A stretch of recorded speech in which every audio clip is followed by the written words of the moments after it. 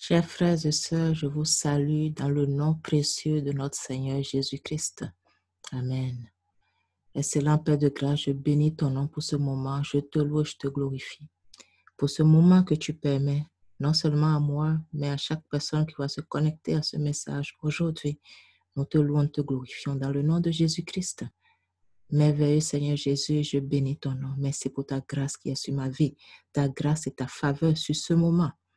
Merveilleux Saint-Esprit, j'honore ta présence, je bénis ton nom, ton œuvre au milieu de chacun et chacune de nous, dans le nom de Jésus-Christ. Merci pour ta main puissante qui est sur moi, qui est sur ce moment. Tu sais chaque personne qui va se connecter à ce ministère par ta grâce, qu'il soit nourri, qu'il soit libéré, qu'il soit éclairé, qu'il soit guéri, qu'il soit délivré des chaînes, des liens, que les vêtements de deuil soient ôtés, que les portes des prisons s'ouvrent au nom puissant de Jésus-Christ. Amen. Alors, je vous souhaite la bienvenue aujourd'hui encore à ce partage. Aujourd'hui, le message que je vais partager avec vous, je l'ai intitulé « Une grâce t'a été déjà faite ». Une grâce complète et limitée. Mais comment y accéder? Nous remarquons de nos jours que tout est question de promesses, tout est question de recherche de faveur. Tu me fais ci, je te fais ça, fais ci, tu auras ça, partout. Dans le travail, dans les affaires, dans les projets, même dans la famille, et pire encore, au milieu du peuple de Dieu. Tout le monde recherche la grâce, la faveur de quelqu'un pour accéder à une promotion, accéder à un niveau, accéder à telle ou telle chose. Et malheureusement, le peuple de Dieu est rentré aussi dans ce moule. On recherche la faveur, quitte à user de duplicité, d'hypocrisie pour y accéder. Mais tout cela résulte de la méconnaissance profonde de la véritable grâce, de la véritable source de grâce. Vraiment, c'est une méconnaissance terrible de ta source de grâce.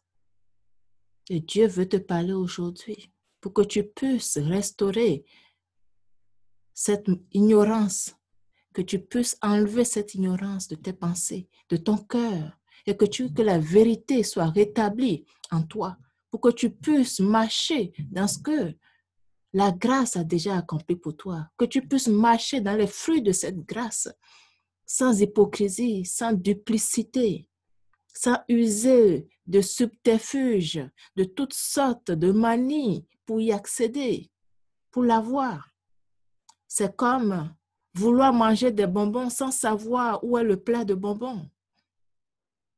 Et essayer de toutes sortes d'hypothèses, de moyens de trouver la boîte de bonbons.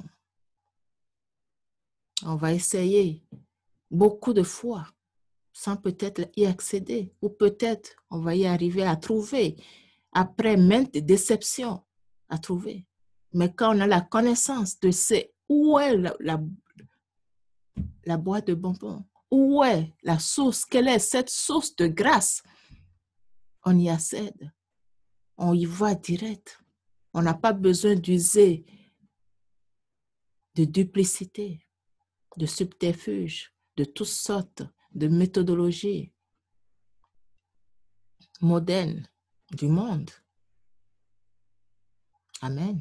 Alors aujourd'hui, par la grâce de Dieu qui m'a mis ce message à cœur et par sa grâce qui va la communiquer, la vérité va être rétablie en toi. Et tu vas pouvoir marcher dans la vérité et quitter les ténèbres. Amen. Alors, tout de suite, je vais t'emmener dans Éphésiens 4, 7, qui nous dit « À chacun de nous, la grâce a été donnée selon la mesure du don de Christ. » à chacun de nous, sans exception. Peu importe ta couleur, peu importe ton origine, peu importe ton niveau social, peu importe ta richesse, que tu sois grand, que tu sois petit, clair, noir, blanc, peu importe, à chacun, ou dans quelle catégorie tu te situes, à chacun, que tu sois au sommet de la montagne, que tu sois en bas de la plus basse, au plus bas niveau de la vallée, à chacun. Tu peux mettre ce que tu veux à la place à ce chacun, selon ta situation, mais à chacun, il n'y a aucune différence. De nous, la grâce a été donnée. Ce n'est pas futur, hein? Elle est faite, elle est accomplie. Amen. Ce n'est pas toi qui vas la faire. Non. Elle a été donnée selon la mesure du don de Christ. Et comment est-ce qu'il s'est donné Jésus-Christ? Totalement, entièrement, sans rien retenir. Alors, je mets tout de suite la base par la grâce de Dieu. La grâce a été faite. Elle a été faite totalement, pleinement par le don de notre Seigneur et Sauveur Jésus-Christ. Tu essaies de la mériter. Tu essaies de la faire, ta propre grâce, de la voir auprès de telle ou telle personne. Elle a été déjà faite. Il n'y a aucune autre grâce ailleurs. Il n'y a que des illusions de grâce et de faveur. Mais la véritable, celle qui est éternelle, celle qui n'échoue jamais, celle qui n'est suivie d'aucun chagrin, elle a été faite. Elle a été donnée selon la mesure du don de Christ. Amen. Gloire à Dieu. Gloire à Jésus. Amen. Et je t'amène encore dans Romains 5, 17, qui dit, « Si par l'offense d'un seul, la mort a régné par lui seul, à plus forte raison, ceux qui reçoivent l'abondance de la grâce et du don de la justice régneront-ils dans la vie par Jésus-Christ, lui seul. » Amen. Alors, prends un moment sur ce verset. N'y va pas avec l'intelligence humaine. Que le Saint-Esprit de Dieu se saisisse de toi et t'amène en esprit dans sa présence. Que tu puisses comprendre. Que tu puisses voir la lumière en arrière de ces mots. Que tu puisses comprendre la véritable source de ta grâce. Qu'est-ce que ce passage nous dit? Si par l'offense d'un seul, la mort a régné, par lui seul, à plus forte raison, ceux qui reçoivent l'abondance de la grâce. Le verset précédent vient de nous dire par qui la grâce nous a été donnée. Par Jésus-Christ lui seul. Et ce verset nous le répète. Ceux qui reçoivent l'abondance de la grâce et du don de la justice. En qui? En Jésus-Christ. Rayonneront-ils dans la vie? Par qui? Par Jésus-Christ lui seul. Alors je te dis, recevoir l'abondance de la grâce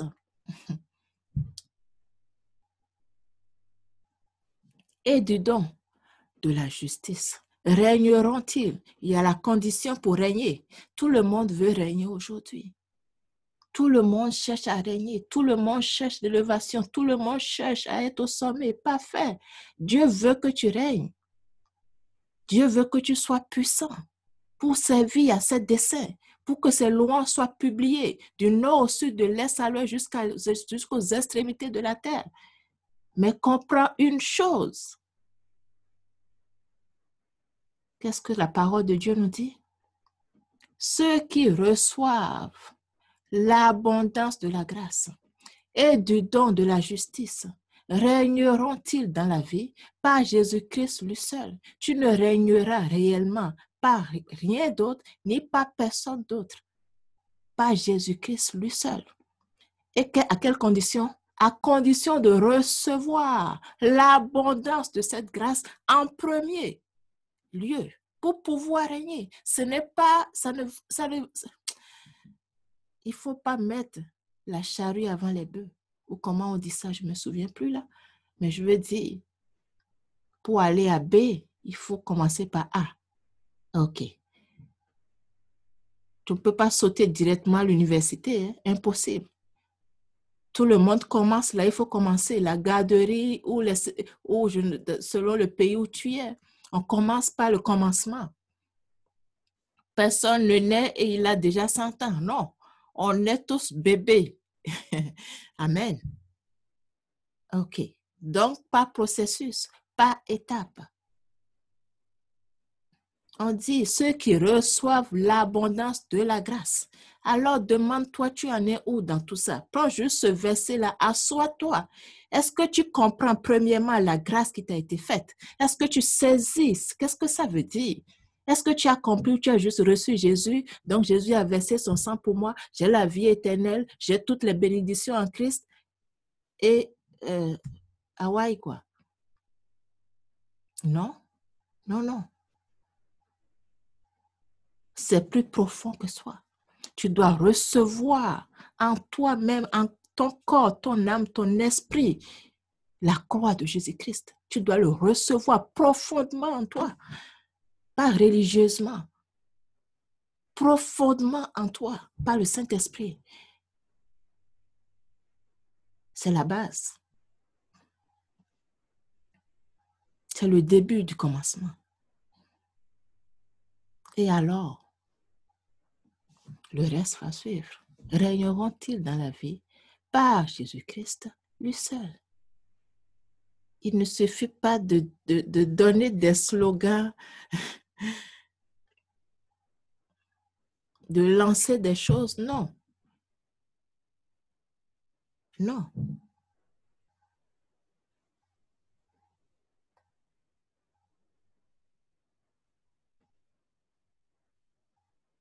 Maintenant, je t'amène à 2 Pierre 1:2 qui dit que la grâce et la paix vous soient multipliées par la connaissance de Dieu et de Jésus-Christ.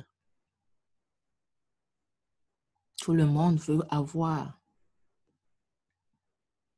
la grâce, les fruits de la grâce, parce que la grâce est venue par Jésus-Christ, mais cette grâce renferme tous les bénédictions que nous recherchons, tous les biens que nous recherchons. Et ces fruits, les fruits qui sont issus de cette grâce, du sacrifice de Jésus-Christ,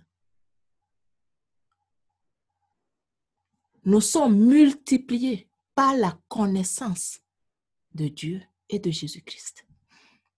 Ce n'est pas par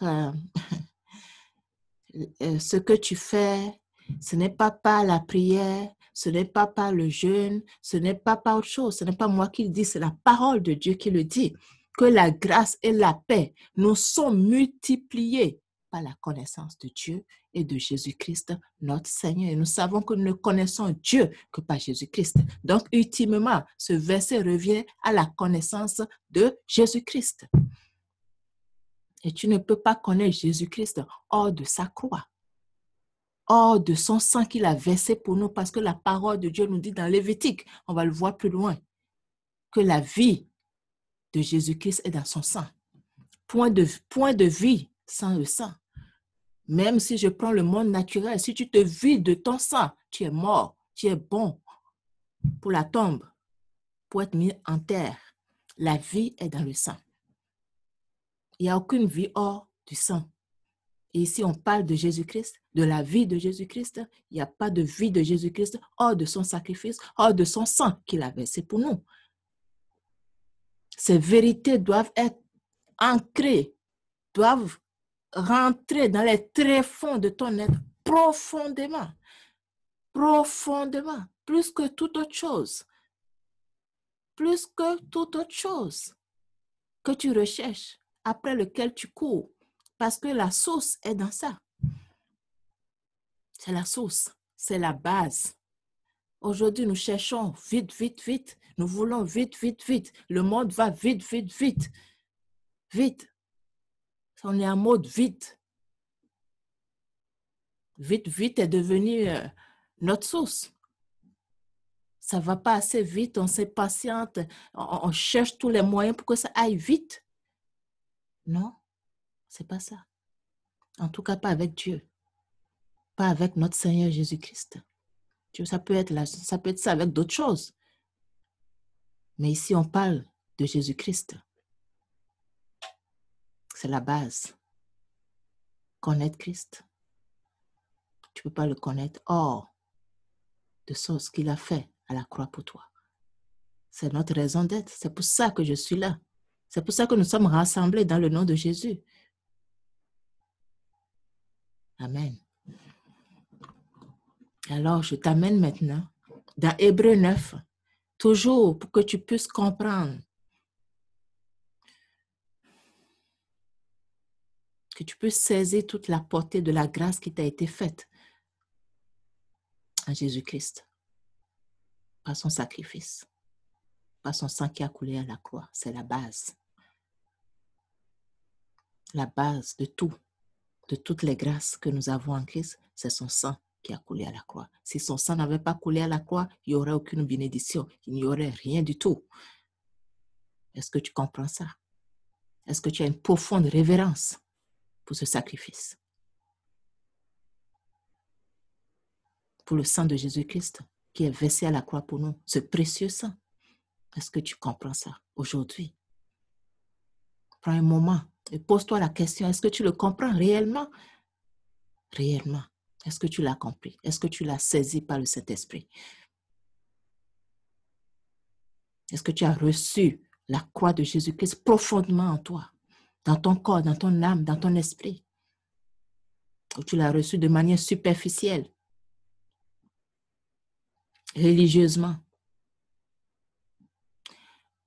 Hébreux 9, vous pouvez lire tout le verset Hébreux 9, ça explique très bien. Beaucoup, mais je n'ai pas le temps en ligne de faire tout le verset pour Hébreux 9. Alors, je vais directement au verset 11 qui nous dit « Mais Christ est venu comme souverain sacrificateur des biens à venir. » Ok, donc quel bien tu recherches? Il a traversé le tabernacle, plus grand et plus parfait, qui n'est pas construit de main d'homme. Alors, nous comprenons qu'après que Jésus-Christ soit mort, il s'est passé des choses. Parce qu'on dit qu'il a traversé le tabernacle, le plus grand et plus parfait, qui n'est pas construit de main d'homme. Ce n'est pas avant sa mort qu'il a fait ça, ce n'est pas après, c'est avant. C'est après sa mort. C'est-à-dire qu'il n'est pas de cette création. Le verset 12 continue et nous dit, « Et il est entré une fois pour toutes dans le lieu très saint, non pas avec le sang des boucs et des veaux, mais avec son propre sang, ayant obtenu une rédemption éternelle. » Au verset 13, « Car si le sang des taureaux et des boucs et la sang d'une vache répandue sur ceux qui sont souillés sanctifie et procure la pureté de la chair. » 14, verset 14, « Combien plus le sang de Jésus-Christ par un esprit éternel s'est offert lui-même sans tâche à Dieu. Purifiera-t-il votre conscience des œuvres mortes afin que vous serviez le Dieu vivant? » Nous pouvons servir Dieu sans le sang de Jésus-Christ.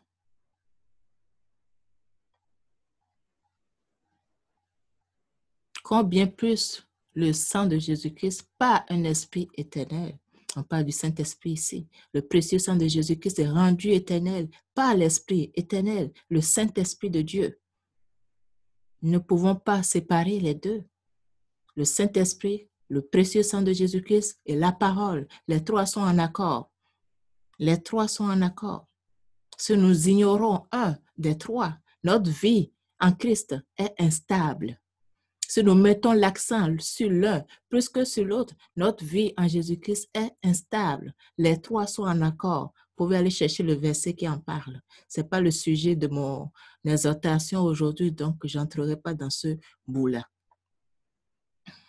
Et au verset 15, on nous dit, « Et c'est pour cela qu'il est le médiateur d'une nouvelle alliance, afin que, la mort étant intervenue, pour le rachat des transgressions commises sous la première alliance, ceux qui ont été appelés reçoivent l'héritage éternel qui leur a été promis.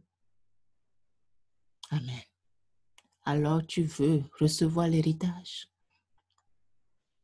Point d'héritage hors du sang de Jésus-Christ. C'est son sang qui donne accès à cet héritage. Reçoivent l'héritage. On n'a pas dit espère, on a dit reçoivent l'héritage qui leur a été promis. Donc, ça nous dit, oui, Jésus-Christ a tout accompli à la croix, mais comment tu le reçois? 2 Pierre 1:2 nous le dit, la grâce, les fruits de la grâce et la paix, l'héritage éternel. L'héritage, ça comprend beaucoup. Quand je dis j'ai un héritage, ça comprend plein de choses. Si je prends déjà le monde naturel, quelqu'un te laisse un héritage, tu peux avoir de l'argent dedans, tu peux avoir une maison, des voitures, plein, compte en banque, plein de choses dans l'héritage. Donc, tu connais ton héritage en Christ, j'imagine. Donc, pour le recevoir, c'est les fruits de la grâce, les fruits, le contenu de l'héritage est multiplié, est déversé par la connaissance de Jésus-Christ. Et tu ne peux pas connaître Jésus-Christ hors de son sang, hors de ce qu'il a accompli pour toi, justement. C'est très important. Je ne parle pas ici on t'a parlé de Jésus, tu as lu, est-ce que tu l'as reçu profondément en toi, profondément dans ton cœur, dans ton âme, dans ton esprit? Est-ce que c'est ancré à toi? Totalement, entièrement. En as-tu conscience? En témoignes-tu dans tes paroles?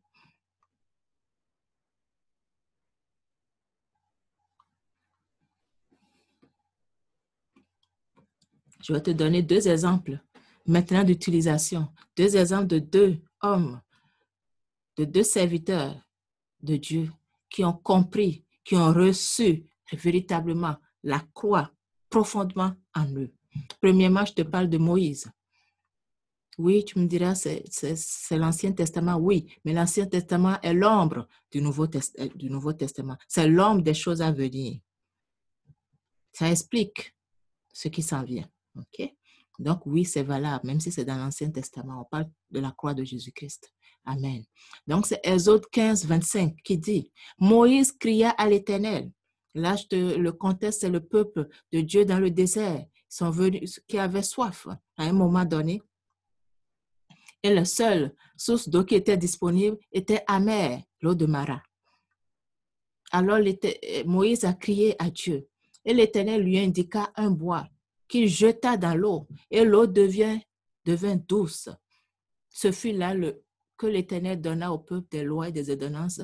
Et ce fut là qu'il le mit à l'épreuve. Alors, ce que je veux, ce sur quoi je veux te mettre l'accent dans ce verset, c'est l'Éternel lui indiqua un bois. Lui indiqua un bois. La croix, tu dois, pour que l'eau, et il l'a jeté dans l'eau. Et alors l'eau devint douce. Cette eau qui était amère.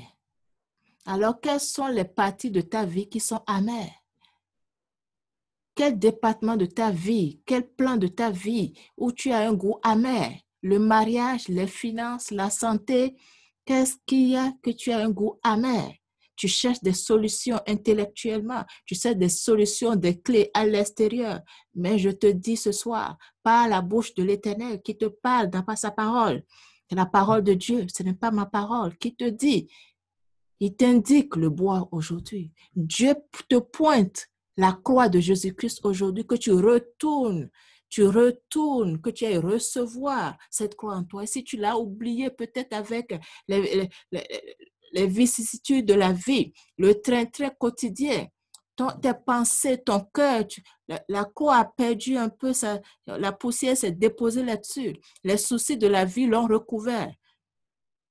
Tu n'as plus tellement conscience, ce n'est plus vivant en toi. Ton Dieu te pointe maintenant encore la croix. Retourne qu'elles reprennent vie en toi par le Saint-Esprit. Ravive-la. Reprends conscience que la croix de Jésus-Christ est la solution pour que ce soit assaini, que ce département de ta vie soit assaini, comme l'eau de Mara a été assainie quand le bois a été jeté dedans. Tu dois jeter. La croix doit venir dans ton problème. Tu dois l'inviter dans ton problème. Tu dois le ramener. Revenir à la base, à la source de ta grâce. Dont le fruit va assainir, va régler ton problème. Je te parle deuxièmement d'Élisée dans 2 Rois 6. L'homme de Dieu dit, où est-il tombé? Ici, tu peux aller lire le chapitre pour comprendre plus en détail. Ici, on parle des prophètes, des prophètes qui voulaient passer du temps, voulaient trouver un endroit où ils soient à l'aise, parce qu'ils étaient à l'étroit là où ils étaient, dans le contexte. Et ils ont demandé à Élisée de venir, s'il allait venir avec eux pour qu'ils puissent aller à un endroit où ils aient plus d'espace parce qu'ils étaient à l'étroit. Et le prophète Élisée a dit oui, qu'il allait avec eux. Alors, il y en a un qui a pris une hache, qu'il a emprunté une hache, c'était pas à lui. Et quand il est allé pour couper le bois, pour qu'il puisse s'asseoir, le fer de la hache est tombé dans l'eau. Et là, il s'est tourné vers le prophète Élisée. Il a dit, ce n'est même pas à moi, cette hache-là. Il est dans l'eau. Il est tombé au fond de l'eau, le morceau de fer. Et Élisée a coupé un morceau de bois. Ce n'est pas n'importe quel bois ici. On passe à faire référence à la croix de Jésus-Christ. Il a jeté à la même place. Vous voyez, les 2 versets nous parlent de jeter. Il a jeté dans l'eau. Il a jeté encore à la même place où est tombée la hache de fer, le morceau de fer dans le fond. Parce que c'est le morceau de fer qui est tombé dans le fond. Et lui jette un morceau de bois. Quelle est la loi qui dit que le morceau de bois fait remonter un morceau de fer? Aucune loi. Un morceau de bois qui fait remonter un morceau de fer, qui fait surnager le fer. Parce que c'est ce que le verset nous dit. Alors Élisée coupa un morceau de bois, le jeta à la même place et fit surnager le fer. Amen. Alors dans ta vie, quel morceau de fer écrase quel département de ta vie? Tes pensées, tes émotions, tes finances, ta famille, ton mariage. Qu'est-ce qui est écrasé? Quels sont les fardeaux qui t'écrasent? Où est le fardeau, le morceau de fer qui t'écrase? Tu es écrasé au-dessus de ce fer-là qui est sur toi. Dans quel domaine? Jette. Élisée jeta le bois. Moïse jeta le bois. Et la situation a changé.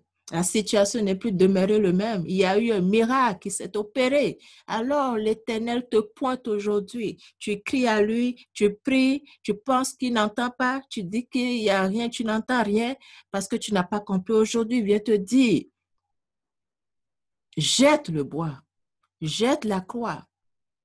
Retourne dans la connaissance, va croire dans la connaissance de l'œuvre de Jésus-Christ à la croix pour toi. Va faire revivre la croix en toi. Va faire revivre, il ne faut pas attendre Pâques.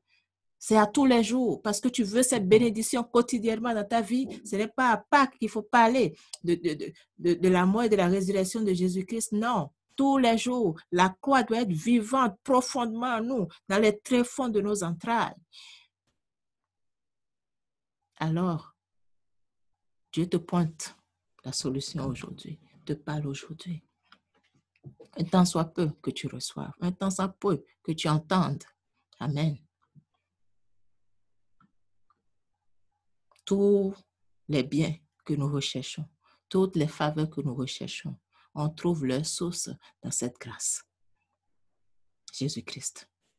Que ce soit l'exaucement aux prières, la compassion de Dieu, la guidance du Saint-Esprit, la délivrance, la guérison, la lumière, la force, la prospérité, peu importe, la bénédiction que tu cherches, la source de cette grâce qui est venue par un seul, Jésus-Christ. Et renferme tous les biens que tu peux rechercher. Et l'âme de la chair est dans le sang. Vous le trouvez dans Lévitique 17, 11. Il a été donné sur l'autel. Jésus-Christ l'a donné sur l'autel. Amen.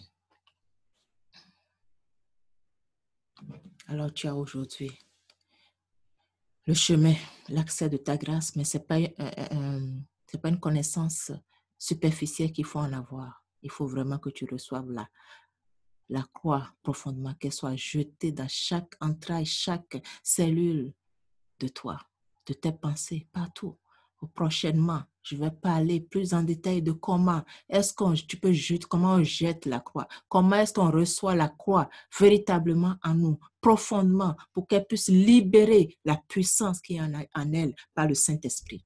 Ça va être l'objet de mon prochain message. Surtout, ne la manque pas pour voir ta vie aller de gloire en gloire, tes sentiers, aller resplendissant, croissant jusqu'au milieu du jour. Au nom de Jésus-Christ. Tu as écouté ce message. Tu ne connais pas Jésus-Christ. Jésus-Christ est le chemin pour accéder à son sang, pour accéder à sa vie. La vie de Jésus-Christ est dans son précieux sang. Amen. Alors, tu veux cette bénédiction éternelle. Tu veux les fruits de cette grâce en Jésus-Christ. Tu dois le recevoir. Là où tu es, dis à ton Seigneur Jésus-Christ, dis, là où tu es maintenant, pas besoin de rendez-vous, rien. Là où tu te trouves, dis, confesse de ta bouche, dis, pardonne mes péchés, Seigneur Jésus. Pardonne-moi, viens dans ma vie maintenant. Lave-moi par ton précieux sang, car je crois que tu es mort pour moi et que mes péchés sont pardonnés. Je te reçois comme mon Seigneur et Sauveur dorénavant. Viens faire de moi une nouvelle créature en toi. Et que par ta grâce, je jouisse des fruits, des œuvres que tu as accomplies à la croix pour moi, de l'héritage que j'ai en toi. Amen. Et toi qui le connais, qui pense le connaître ou qui le connaît, mais les soucis de la vie t'ont fait oublier la croix, retourne à la base, à la source de ta vie, Jésus-Christ. Amen. Demeurez bénis.